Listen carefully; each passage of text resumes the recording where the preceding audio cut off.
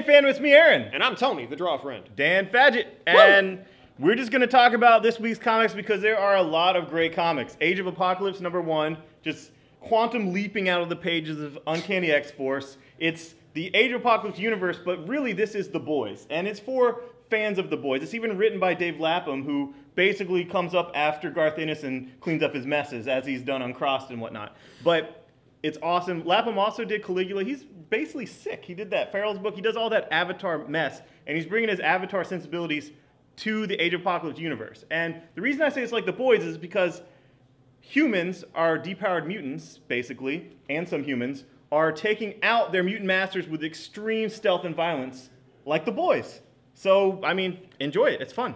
I like it. And you get like the whole Phoenix Jean Grey thing. That's great. And Wolverine as Weapon X, or, you know, basically like Apocalypse Supreme or whatever his name is. All right, Animal Man. This book is phenomenal. You know I always talk about Jeff Lemire and Animal Man, and it comes out the same week as Swamp Thing brilliantly. Well, this has what I like is like the Vertigo visions. It's a vision of the future, and it's so freaking good. Oh my God, it's good. That's Maxine on the cover as, you know, an adult, and she's kicking some ass, and that's Old Man John Constantine, and it's awesome. And, you know, obviously Swamp Thing's in here because it's in the future, and by the time we get to the future, they'll actually have the crossover. But anyway, it is awesome. So and good. I can't get enough of this. It is just the most insane, just, I don't know.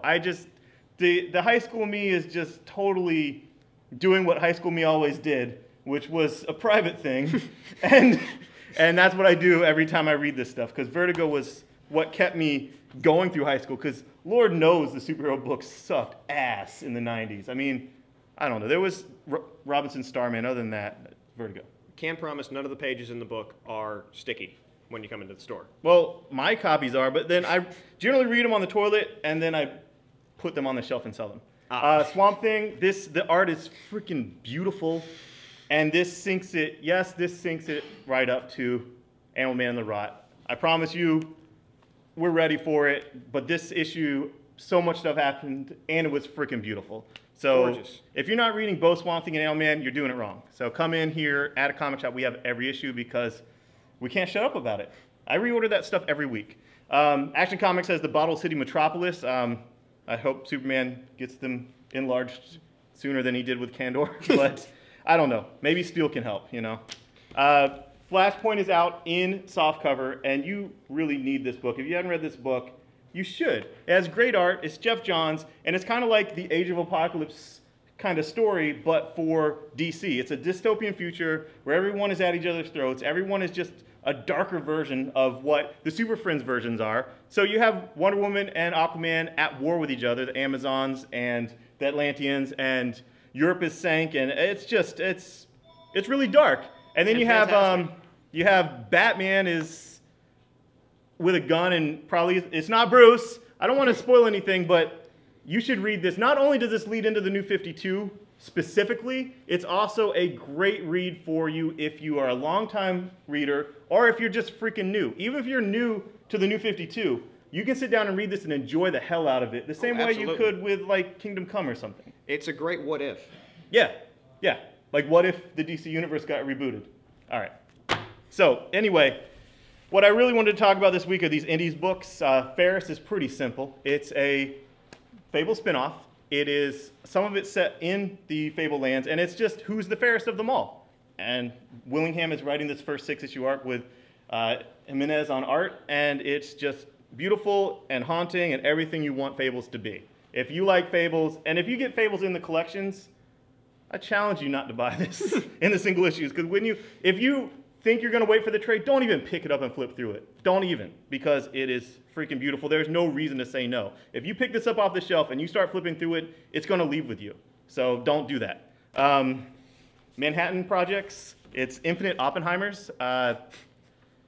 Jonathan Hickman's done it again. This is Oppenheimer and his twin brother Oppenheimer, who happens to be a communist cannibal, and just all these great minds of that time, you know, Einstein, all those people. And the Manhattan Project, the atom bomb, that's pretty simple. They already knew how to do that, and that was the cover story to do all these other super dastardly things they were doing. And this is just Hickman at his best. It's just totally like what he was born to write. and it's just shut up and take my money. This is the type of thing that even if I didn't get it to read for free or get advanced copies, there are all these wonderful things that I get in my life. I would still pay my money for this. It is so good. Hell Yeah, The Last Generation of Superheroes by Joe Keaton. Personal friend of mine. I was there when he won his Eisner and I lost mine. So he deserves all the accolades he gets. Hell Yeah is cool. It's these young heroes that are terrible. You know, they just want to street fight and go to rock concerts with the All New, All Different, this hot chick band. And 20 years ago, there were these great superheroes that just came along and they were just phenomenal 20 years ago. And they did all the great things, and now there's kind of nothing great left to do. What are these new superheroes? What's their purpose? And I know you guys hate me, but metatextually, what this is Joe Keaton's commenting on, the 20 years of freaking Image. And these heroes from the past are his personal heroes, like, you know, Jim Lee and Rob Liefeld and, you know, Larson, all those guys, you know. And so he's saying, what, as a creator, what do I do? What is the purpose of Image? What's the purpose of this young batch of creators? And how do we honor these guys that trailblaze creators' rights and all this? I'm telling you, it's meta. I'm telling you. I talk to Joe Keaton regularly. All right.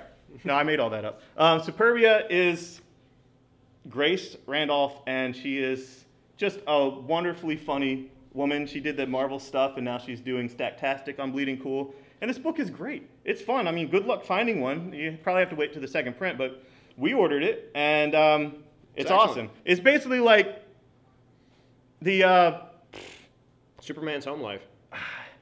The Real Housewives of the Justice League. Yes. Or, you know, with like TMZ stuff added and all that stuff. It's actually quite good and quite funny, and you'll enjoy it. The Boys has a new volume out, finally giving the origin of Butcher, the boy as a boy, or the man as a boy. Well, he's a boy. And that is Garth Ennis. And also Garth Ennis is Cross Zero. It is out, and it is free for everyone that comes in my store and is at least 18 years old. Cross Zero is free, and it's leading up to C-Day on the 14th.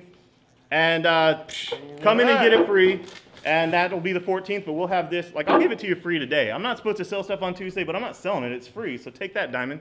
And this is my man Glitch, who is also a rapper. Do you have a rap persona name? No, it's actually just Glitch. All right.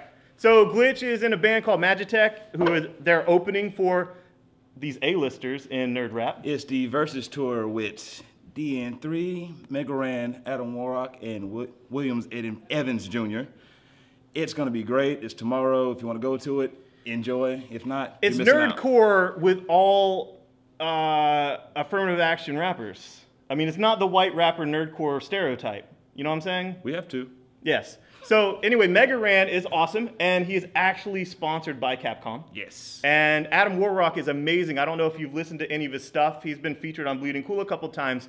His stuff is authentic. He has a whole song about how he hates Doctor Who, which I'm sure these Brit guys will love, and just songs about all kinds of Watchmen, all kinds of crazy stuff. And when he played here at Nerdapalooza, he had a great sense of humor, because between songs I said, oh my God, I didn't know Jim Lee could rap.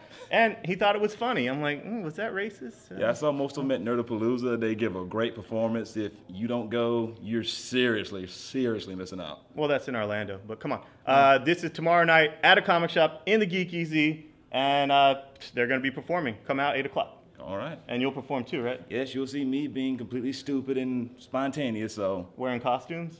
Most likely. All right, cool. Thanks, guys. Bye-bye. If you want, subscribe to our videos and check out our blog. And we have other videos every week, some with Eric in a bathtub, Anna, you know, with her boobs. And we really thank you for watching, and give us any feedback you want. Thanks, bye-bye.